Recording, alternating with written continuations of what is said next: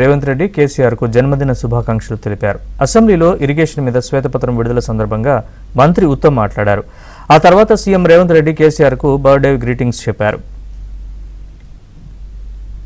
ప్రతిపక్ష నాయకుడు, శాసనసభ్యుడిగా, రాష్ట్ర మంత్రిగా, పార్లమెంట్ సభ్యుడిగా, కేంద్ర మంత్రిగా 10 సంవత్సరాలు తెలంగాణ రాష్ట్ర ముఖ్యమంత్రిగా బాధ్యతలు నిర్వహించి 40 సంవత్సరాలు రాష్ట్ర రాజకీయాలలో, దేశ రాజకీయాలలో తన పాత్రను పోషించిన శ్రీ కల్వకుంట్ల చంద్రశేఖరరావు గారికి ఈరోజు జన్మదినము. వారికి కాంగ్రెస్ పార్టీ పక్షాన జన్మదిన శుభాకాంక్షలు తెలియజేస్తున్నా.